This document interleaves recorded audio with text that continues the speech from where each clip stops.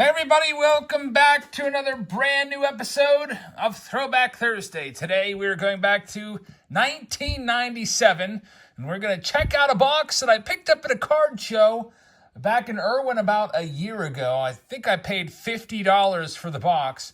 It is a 1997 Collector's Choice Series 2 featuring Ken Griffey Jr.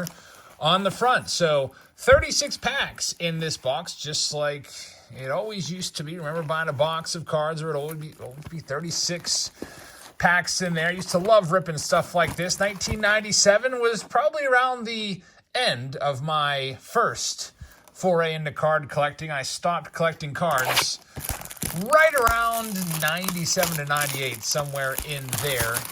1997, I would have been 16 years old and would have been eyeing a car instead of baseball cards. Your priorities change at certain ages of your life, and that was one of them. So, stopped collecting cards back in 97, 98 or so, and then got back into them big time, 5-6 years ago. Started making YouTube videos about them again. All right, so let's see what we have in here. There are 36 cards in the set. There are 260 cards in Series 2. There are 506 cards in the entire set if you want to factor in Series 1. Ken Griffey Jr. on the front of these packs. And for rookie cards here, I just perused the checklist quickly. It looked like maybe Bartolo Colon, rookie star, could be in here, as well as, who else? Aaron Boone. Now, I did not sell these to a sponsor because I was worried they would be bricked up, and luckily they are not all that bricked up. A little bit, but not too terribly. There's Randy Johnson right there leading things off. And I don't know what it is with Upper Deck, but why do they feel the need to flop and flip and move all the cards all over the place? There's Todd Zeal, who looks like he's a puffer fish right there. Todd Zeal. We have Matt Lawton, Alan Watson, Bruce Ruffin, and we have an all-star insert card here. It's going to be an all-star connection card, two of them, Pat Henkin and also Juan Gonzalez. That's a pretty cool card. The 1997 all-star game was played in Cleveland. Pat Henkin leading things off this next one. I'm trying to think, has Cleveland had one since? I don't think that, did they? I think maybe, I can't even, man, I'm trying to think. I think Cleveland did have an all-star game just a couple years ago, now that I think about it. There's Frank Thomas, Alan Embry, Royce Clayton right there. Todd Zeal, pufferfish face again. A little bit of loss on that one. It's almost a repeat pack here, which is kind of weird. There's Orlando Merced flexing the guns. Orlando Merced used to be the Pirates' leadoff hitter. Manny Ramirez all-star card. We'll get a couple of those all-star cards in each pack, it looks like. I once invented a game for me and my brother to play called Orlando Merced in Stuff. It was a game that basically started off with Orlando Merced at the top of the Pirates' batting order. My brother would set up in a fielding stance about 90 feet away or so in our backyard. And I would say, now batting for the Pirates, number, I think, was he 6 or something like that? Number 6, Orlando Merced. And then I would proceed to call a hit, like Merced swings and hits a high fly ball. And then my brother would have to go back and make the catch. If you would miss it, Orlando Merced would round first base and head to second. My brother would have to throw him out. It was a fun little game. Certain players, like players that I liked, would always hit home runs like way over my brother's head, and he'd have to like go and run into the neighbor's yard and chase it down. But it was a good game. Orlando Merced, who was a pretty good player there for the Pirates when he first came up. He also spent time with, obviously, the Blue Jays there, and also the Houston Astros as well, I think. There's Mo Vaughn, who was your 1995 most valuable player.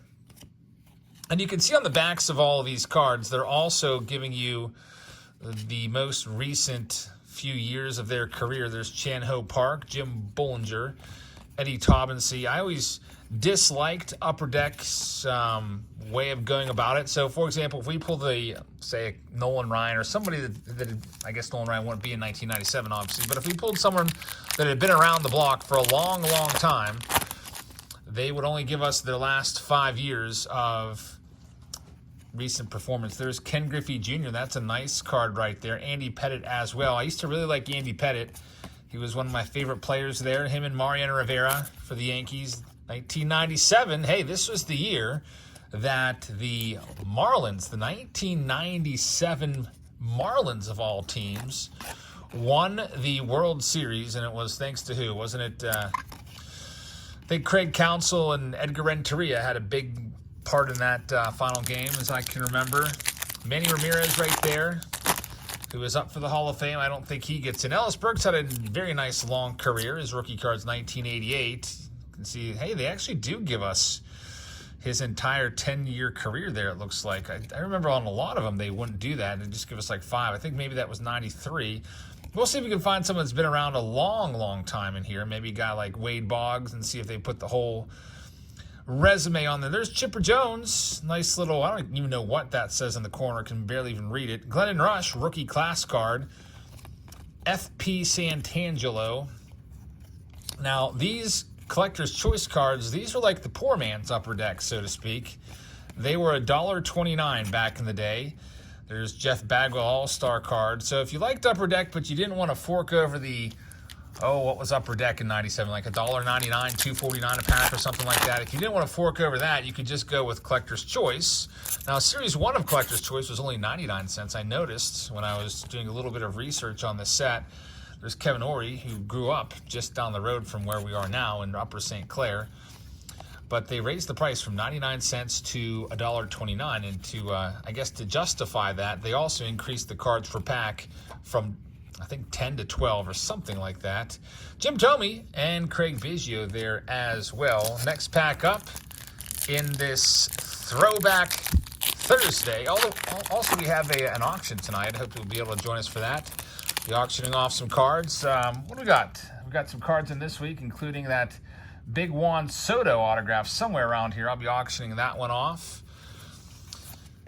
And a couple other ones as well. We'll have a couple lots. So hope that you can join us for that. There's Otis Nixon, Speedster Otis Nixon, Paul Sorrento.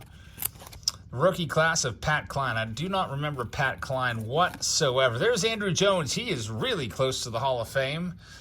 He's probably going to come up just a little bit short, but Andrew Jones, he would be a slam dunk Hall of Famer if not for his fade after his age 31 season. He still hung around in the big leagues for a while, but was never even a shell of his former self. As the power dipped, the defense dipped, and everything just kind of dipped. And he was not very effective, and nowhere near the player he was when he first came up. Remember him at age 18 in the 1995 playoffs. There's Kevin Seitzer. Got a rookie class card here of Adam Riggs. A little bit of paper loss on the Riggs. Mark Clark, there's a name from the past. Used to love Tim Wakefield. We need a knuckleballer back in the big leagues to keep us all entertained. I'll tell you what, if there's a knuckleballer like Tim Wakefield that throws nothing but knuckleballs all the time, that's a game that on any night of the week I would at least watch the highlights. Those are games that are fun because you never know what's going to happen. I mean, watching a pitcher throw 100 miles an hour is fun too, but with nothing but strikeouts, so many strikeouts are dominating the game now.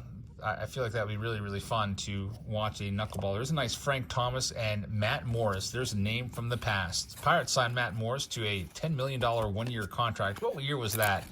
Like 2008 or so, and it was an absolute disaster. The Pirates have always been good at picking up players at the very end of their career after they've given all they have and have nothing left in the tank. There's a nice Derek Jeter right there. And Mark Gressalonic is the final card in this next pack. David Matt Morris was a big bust, and everyone got all mad at the Pirates GM, thought he was a big idiot, including myself, Dave Littlefield. We used to call Dave Littlefield Dave Little Yield around here in these neck of the woods because any trade he would make was always a terrible trade, and we would not really get much out of it. I think it all started with the Aramis Ramirez trade to the Cubs back in the late 90s. There's Toast of the Town, John Smoltz. That's a cool insert card right there. We have a Derek Jeter foil card there as well. So our second Jeter and a very nice You Crashed the Game, Ken Griffey Jr. with the TV set. I guess this is some sort of game where you collect all the cards, watch to see if the player hits a home run during the dates listed. And if he does, you can send in some money and they will send you a high-quality card of the winning player. So basically what we have here is that same deal with the Topps program, where they basically, you call your shot, you pick the home run challenge cards. Same deal right there. So I guess that's the origins of that program. They kind of borrowed it from Topps, or from Upper Deck. There's John Smoltz. We got Jay Buhner with Ken Griffey Jr. I've noticed that Ken Griffey Jr.'s fingerprints, that is it's a really weird picture of Jay Buhner. I can't tell if he's like laying down and smiling, and they just rotated the card 90 degrees. Weird picture of Buhner right there. Surprised I don't pick a better picture of him. Matt Morris, once again, Kurt Manwaring right there. Hal McRae, Andy Ashby. We've got Brian Hunter. Big shot card right here. Big shot of Mo Vaughn, who was a big shot back then. Mo Vaughn probably was like a 300-pound dude, and would always get right up on the plate, too, and just challenge the pitcher to dare throw inside. We've got Greg Maddux right there, the professor, Mad Dog. Greg Maddux, probably one of my favorite pitchers during the 90s. I always really looked up to him. I wanted to be like Greg Maddux. I always admired his control. And whenever I would pitch, I would always try to hit my spots and take pride on not walking people. What else do we have here? Todd Hundley and 2 Todd Hundleys. I'll tell you what, there's nothing worse than, well, there's many things worse, but there's nothing more boring than going to a Little League game and it's just a walk fest where it's nothing but ball after ball after ball, and they get their 7-run limit or 5-run limit per inning on nothing but walks. It's like, come on, throw the ball over the plate, kids. So that was one thing that at least I feel like I was able to do pretty well, is throw strikes. We got Ken Caminetti right there, who is balancing a ball on his forearm, his massive forearms that were steroid aided. Unfortunately, even though I think Caminetti won the MVP this year in 1997, but he would later, soon after, pass. I think some of that may have been steroid complications there. So, folks, Ken Caminetti is just another, reason, many reasons not to dabble in steroids. And it's amazing how many players, at least if you're to believe guys like Kurt Schilling and other players from this era, that said upwards of 75% of players were using steroids. Pretty crazy right there. There's Francisco Cordova. Anytime I see him, that has a rookie debut little logo there.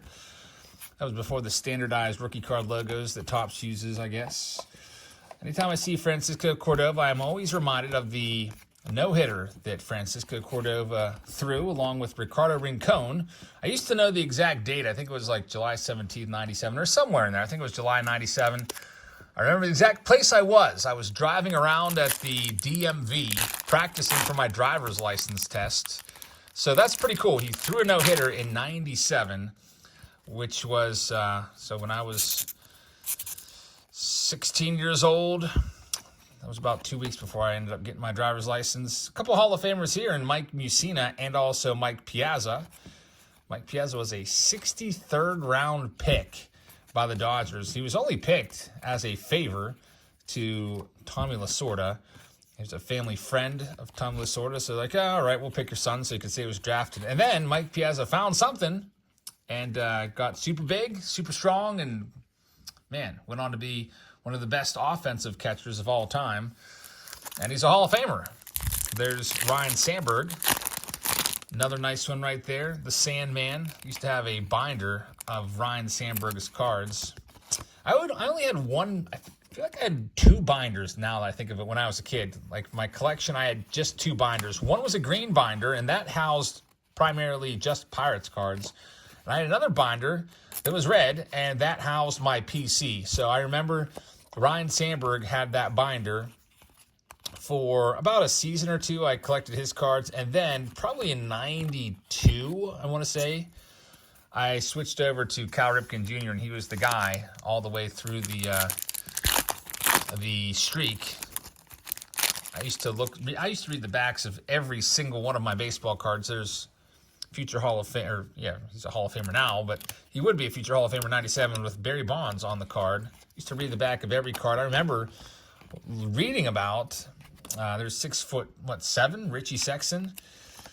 Reading about the Cal Ripken streak and just kind of thinking, man, he's if he keeps playing for a few more years, 4 more years or whatever, he's going to get it. And so I got in on a Cal Ripken. I never had his rookie card as a kid. I think the earliest Cal Ripken card I ever had was a 1984 Donruss card. I paid $20 for it at Discount Sports Cards, and that went front and center in that binder. That was the thing to do, at least for me. I always put my favorite card of the binder front page, middle. I feel like probably a lot of you would do that as well. You put your best card there in the middle. There's a Barry Bonds leading things off. I am a little concerned the Bonds will never make the Hall of Fame now. So he got a little bit close as the years went on, but there's people that were never Bondsers and would never vote for him. So he could never crack the 75%. I think in his last go-round, he was around 60% or so of the vote on the writers' ballots. And so his only chance was from his colleagues on the Veterans Committees. There's Bartolo Colon. Look how skinny Bartolo Colon used to be on that card. Bartolo Colon will be on the ballot in a couple years, and he'll have some support as he had like 240-some wins. But recently Bonds came up with 4 out of the 16 votes on the Veterans Committee, so it does not look good for him forever getting in. Might just be in the Pete Rose boat. A lot of people think Pete Rose has paid his dues and should probably be allowed back into MLB in some capacity. There's Andrew Jones yet again, Bubba Trammell. Especially now, some people have argued that MLB has kind of really wholeheartedly embraced gambling with how they have big partnerships with all these big gambling companies like FanDuel and DraftKings and so on and so forth. But of course, other people would say, well, Pete Rose bet on baseball in games he was managing, so I can see that as well. But I don't know. There is some hope, though, because the Braves general manager, I forget his name now off the top of my head. He kind of faded into irrelevancy. But maybe 5 years ago, the Braves general manager was banned for life. He was basically cheating the system, the drafting system, and cutting corners so that he was able to sign better prospects, and he got banned for life for it once it was found out, and he just got reinstated. Was it John Capella or something like that, now that I think about it? So he's back. So that there is precedent for, lifetime bans being overturned. There's Ken Griffey Jr. Pete might just need a different commissioner. Maybe Rob Manfred is one of these never-Peters. Man, look at Steve Sparks. You're going to love this photo if you love wacky photos. He is super happy there, Steve Sparks. And kind of an oddball guy, Steve Sparks, naturally, because he was a knuckleballer. So there's Dave Cohn and Aaron Boone. Melvin Nieves, Troy O'Leary right there, Edgardo Alfonso. We've got John Valentine. There's Hideo Nomo, who was a great one. I used to like watching that windup.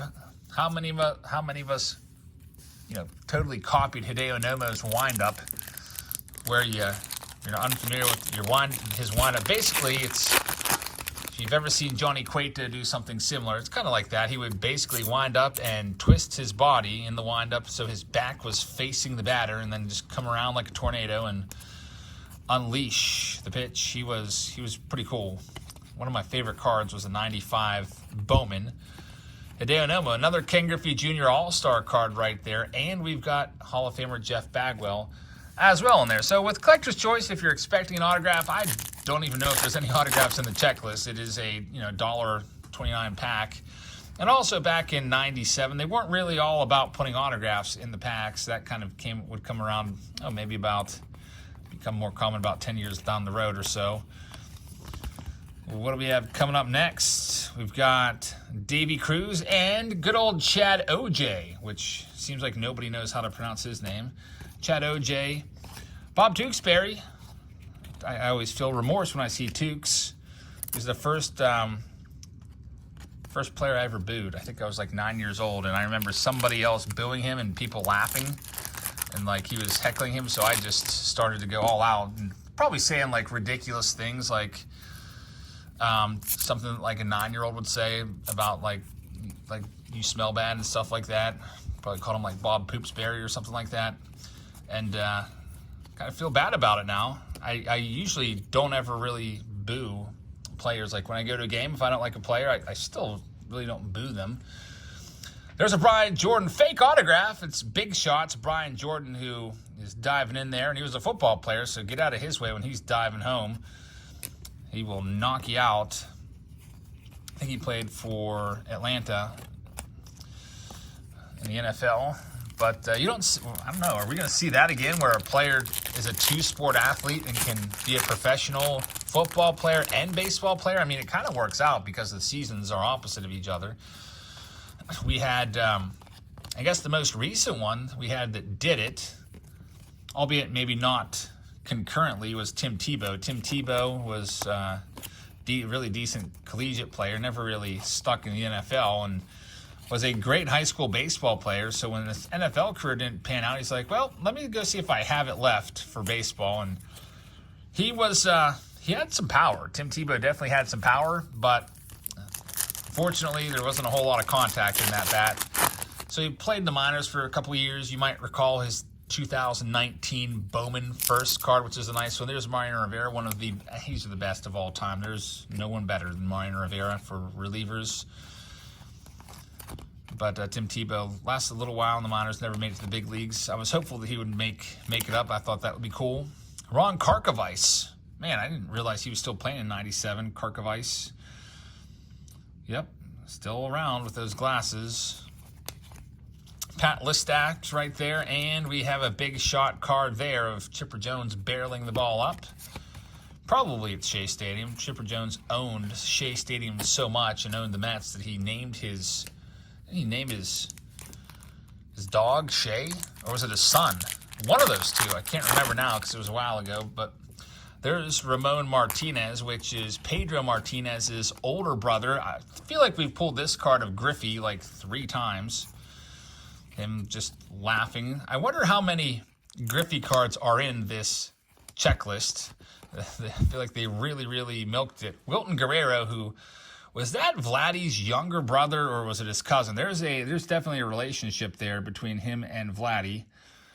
There's Mark Clark yet again, Bip Roberts, a big shot card there. Man, they love Jay Buhner and weird photos of bones. Look at that. Jay Buhner up in the Pacific Northwest just cut down a big old tree with a giant chainsaw, and that's an interesting photograph right there. I'm guessing this Walter Ayus guy or VJ Lavero just following Jay Buhner around taking photos of him. That's an interesting photo. Would you like to see a set like that where it's a non-traditional set where instead of getting a picture of a player hitting a ball or throwing a ball or making a diving catch or whatever, or sitting in the dugout, you have them doing something that they're interested in their everyday lives or in their hobby, for example. So Jay Buhner likes to be a lumberjack. Have a picture of him in the forest cutting down trees. Some players like to ride motorcycles. Maybe we have Fernando Tatis Jr. on a motorbike popping a wheelie or something like that. There's Derek Lee, who really loves that bat. Ken Hill. We've got Moises Alou in his Marlins uniform there. A big part of the 97 Marlins, Moises Alou. And John Allerud signing a bunch of baseballs there.